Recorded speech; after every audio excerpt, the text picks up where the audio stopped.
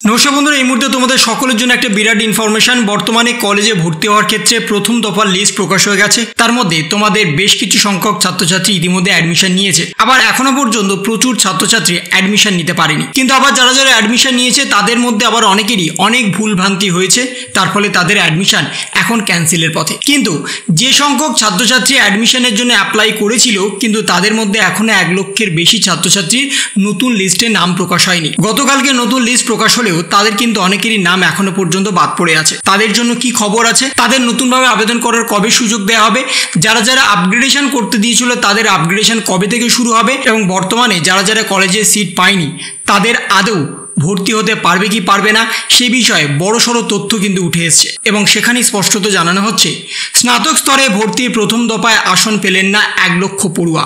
স্নাতক স্তরে অভিন্ন পোর্টালের মাধ্যমে ভর্তির প্রথম দফায় আসন বরাদ্দ করা হলো। শুক্রবার কলেজে ও বিষয়ভিত্তিক এই আসনে বরাদ্দ করা হয়েছে 4,22,245 জন পড়ুয়াকে। মোট আবেদনকারী সংখ্যা ছিল 5,27,781। এই দিনই অনলাইনে ভর্তির প্রক্রিয়া শুরু হয়ে গিয়েছে। দেখা গিয়েছে আপাতত 1 লক্ষের বেশি পড়ুয়া এই দফায় সুযোগ পায়নি। তবে প্রথম দফায় সুযোগ না পেলেও এই 1 লক্ষ বেশি পড়ুয়াকে আরও 3 বার সুযোগ পাবেন। চলতি দফায় 23শে জুলাই আসন আপগ্রেড করা হবে। তার ভিত্তিতেই 23 থেকে 26শে জুলাই ভর্তি নেওয়া হবে। তারপর মপ আপ রাউন্ডে 8 থেকে 17 আগস্ট নতুন করে আবেদন করতে পারবেন। 27 থেকে 30শে আগস্ট মপ আপ রাউন্ডে আবার যখন সিট আপগ্রেড হবে তখন তাদের ভর্তির সুযোগ থাকবে। প্রতিটি পড়ুয়ার সর্বোচ্চ 25টি আবেদনের সুযোগ ছিল।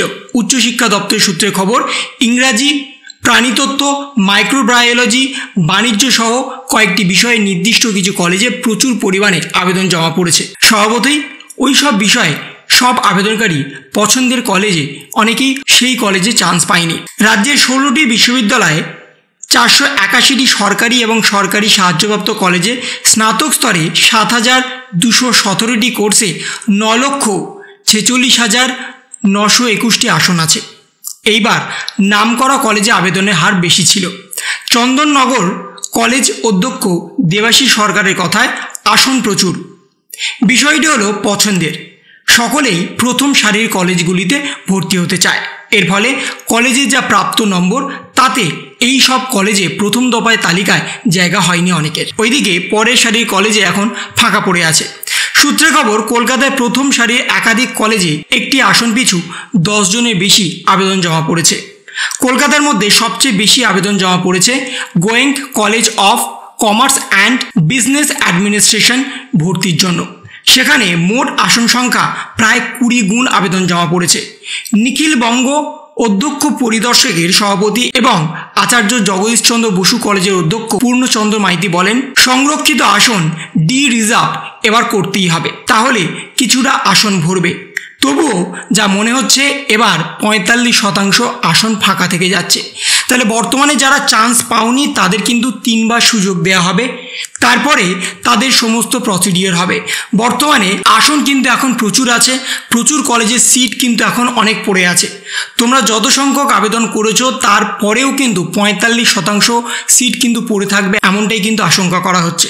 তাই যদি তোমরা পছন্দের কলেজ না পাও, কোনো না কোনো কলেজে চান্স পাবে, এটি কিন্তু গ্যারেন্টেড। এবং তার সাথে আপগ্রেডেশনের সুযোগ কিন্তু 23শে জুলাই, এবং তারপরে তোমার মপ আপ রাউন্ড হবে 8 থেকে 17 আগস্ট।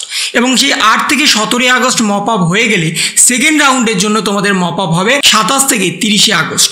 এই দুটো ডেটের সঙ্গেই কিন্তু তোমাদের ভর্তি রিলেটেড। তাই বর্তমানে যে নতুন লিস্ট প্রকাশ হয়েছে সেই নতুন লিস্টে যদি তোমার নাম থেকে থাকে তাহলে যত তাড়াতাড়ি সম্ভব ভর্তি হয়ে যাও, কারণ যত দেরি করে ভর্তি হবে তোমাদের কিন্তু আপগ্রেডেশনের সুযোগ কিন্তু তত কমবে।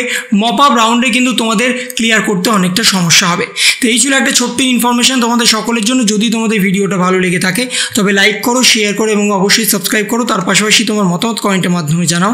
ভালো থেকো, সুস্থ থেকো, ধন্যবাদ।